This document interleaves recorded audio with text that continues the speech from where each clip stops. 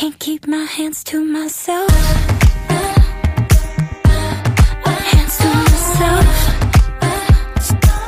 Can't keep my hands to Hey guys, so if I sound a little off, which obviously I do, it is because I am just now getting over a cold. I got this cold Friday, I want to say it was Friday, and then Saturday I was out in the rain practically for at least 2 hours because we went to R2 Hot 2, and this is in Delaware. It was like a beer and music festival and actually had a lot of fun. I've learned though that I do not like beer. Anyways, this video is going to be another story time video. I know you guys really like them, and honestly I was like getting stumped about like what to put up next for my story time, and then this happened and I was like, yeah, I should obviously mention this because it was a little sketchy. If you guys don't already know, I do student teach. I have been student teaching since January. I did like 8 weeks at first grade, and now I'm doing 8 weeks at a middle school. And I'm telling you, this middle school, and I say this to my cooperating teacher all the time, this middle school is like night and day from where I first was. I absolutely love it. It's amazing. I love the people I work with. I even love the kids. It's just like, I hope one day, honestly, that I can work there because that's how amazing this school is. And yeah, I really do love the entire atmosphere and everything about it. So anyways, to start this story time off, when you student teach, you have to do basically everything a teacher does. So even if there aren't days where the kids aren't there, you still have to go to like the professional development days that they have for teachers and things like that. And on Tuesday they had a professional development day, which was the same day as the Delaware elections. So they had a professional development day, and I went with my teacher and a bunch of other teachers from the school, and in fact the entire district all met up at the high school because they were doing like a expo, a tech expo, where they were just talking about different types of technology and things to use within your classroom with your students. So it was a full day of classes, and it was supposed to be over at 3:30.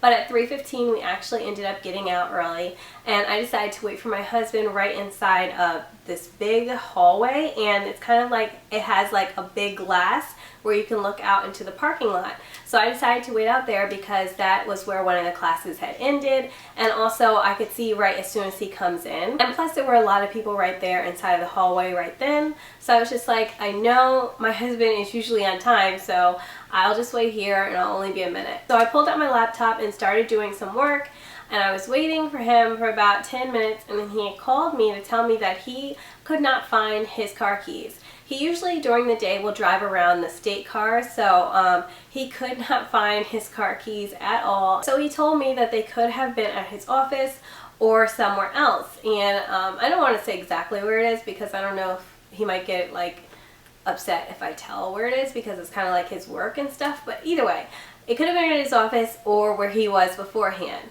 So I decided to wait for him, obviously, because I didn't have the car and stuff, and he told me he'd only be a few minutes because he had to drive back to the office to check if it was inside there. So I'm still on my laptop doing my work. He calls me back another 20 minutes later to tell me that they weren't in the office, so he had to go back to his other location to see if they were there. The other location is like half an hour away though, and by then there weren't a lot of teachers around, and it was just a lot of janitors around cleaning up, and there was a couple of janitors that kept going by. Like one had a ladder, another one was dusting like the vents and stuff. So you know, I was just like, whatever. It was a lot of janitors still around, so it wasn't like I was alone, and it wasn't like I was with just one person either, if that makes any sense.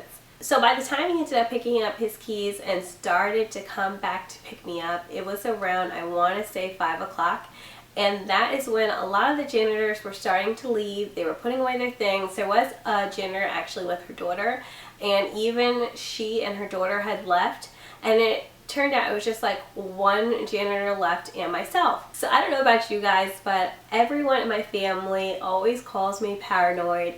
I mean, I am the type of person who will think about anything bad happening before it does, so that way I will be prepared. Maybe it's because I was actually raised on a lot of Lifetime movies. Whenever I was over my grandmother's house, she would always have Lifetime movies going on, and maybe that petrified me. But I am the type of person where I will think about anything bad that happens so I can be prepared. So I don't know if you guys have seen the movie on Lifetime called A Mother's Revenge, but basically the mom had told the sister to pick up her little sister from school, but the older sister didn't pick up her sister or forgot to pick up her sister in time. And what had happened was the little sister was waiting outside for the longest for her parents.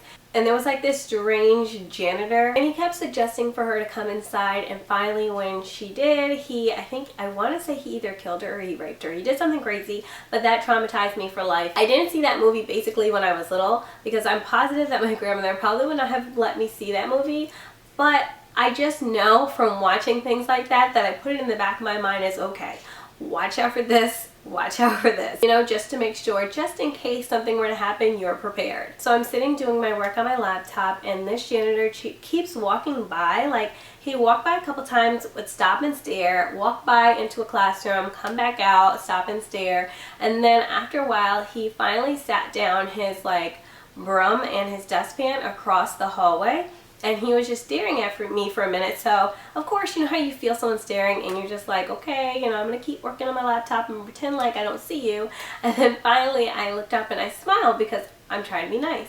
And he was just like, what are you doing? And I'm just like, I'm waiting for my husband. He's like, oh, okay. And then he was just like, is he gonna be here soon? And I was just like, yeah, he's supposed to be here any minute. And he's like, oh, well, what's taking him so long? Because obviously he's seen I was there for a few minutes, and I was just like, he lost his keys, his car keys, but he found them and he's on his way. And so he was like, okay. He's like, he sounds like my dad, where he always loses everything. And I forgot what he mentioned, but it was just something awkward where he was talking about his dad losing something. I want to say it was something with a fridge, and I'm just like, this is awkward or weird. I was just like, oh, okay. And then he was like, are you a teacher? And I'm like, well, you know, I don't want to say yes I am because obviously I'm not. So I was just like, well, I student teach. And he was like, well, what school? And I told him, and then he's like, first he said good luck, and then he's like, I would say break a leg because I'm in the theater business, but I'm not going to say break a leg because I don't want you to break any of yours or something like that. And I was just like, okay. And I'm thinking to myself, how are you in the theater business in Delaware? But I didn't want to say that. I mean, hey, anyone could start anywhere, right? So, so after he had said that, I was just like, thank you. And then he had mentioned something else, but it's kind of like, I was just like, And then he randomly was like, well, if you're here any longer, the bathroom is right here for you whenever you need it. And I was just like, awkward, like who mentions, like maybe he was trying to be courteous, but to me, who mentions that the bathroom is right there? Like, obviously I know where the bathroom is. I was sitting right next to it. I just felt like it was pretty sketchy, and I'm like, I ain't going to no bathroom with no one around but just you and me. So I was just like, okay, thank you. And I really did have to go to the bathroom then, but let me tell you, I was going to hold it. So as soon as he had said that, where I was sitting was a door, and off to the side was like a stairwell and a door, and someone came in where the stairwell was, and it was a guy, and he like kind of straightened up or whatever, and the guy was like, oh, is this where we go to vote? Because obviously this is the same day as Delaroe's holding their voting. And he was like, yeah, this is the place to vote, but you need to go to the other side of the school, and it's in the gymnasium. And the guy was like, oh, well, can I just walk down the hall? Because obviously there's a hall right there. People have been walking down the hall all day to vote. So the guy was like, no, actually you can't walk down this hall. You have to go back out and drive to the gym and park by the gym, which is fine. Maybe there's a rule or whatever. So the guy was like, okay, thank you. So as soon as the guy had left the door, the guy went over and locked the door, and then he went over to where like the other doors were, and he started locking them. And I was like, okay, Kym, this is your time to leave too, because I'm not going to be locked into this hallway. And I don't know, he was just giving me really creepy, weird looks. And so as soon as he was locking the door, I started grabbing up my things because his back was towards me, and I started putting my things away.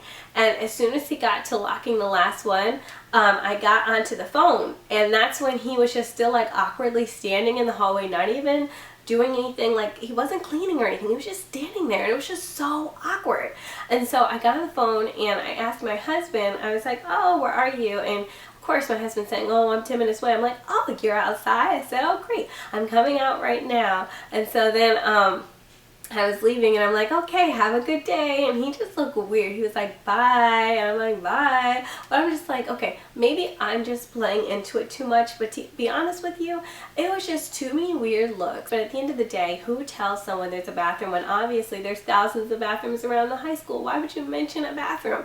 Of all the things to mention, why would you mention a bathroom? And if the guy could not walk from here to there to go vote, like, why wouldn't he tell me to go sit over where everyone else was as well, instead of just locking all the doors and locking me in that area? I was just so creeped out, and it was just really sketchy, and I was just like, time for me to get the hell up out of there. And I stood outside and waited for my husband for about 10 minutes. Thankfully, it was really nice outside. I mean, maybe I was acting paranoid, but at the end of the day, I did not want anything bad to happen to me and be like, oh man, I should have gone outside, or oh man, I shouldn't have thought he was just being nice, you know? Like, I'm the type of person where it's better safe than sorry, and maybe it was a little sketchy, or maybe it wasn't a little sketchy, but when I called my sister, she did agree and say it was a good thing that I had left. So yeah, I just figured I'd tell you guys that because it just creeped me out. But that's about it. Let me know if you guys have had any other situations like this happen to you. I would love to hear about it. But I will see you guys in the next video. Thanks so much for watching. Bye!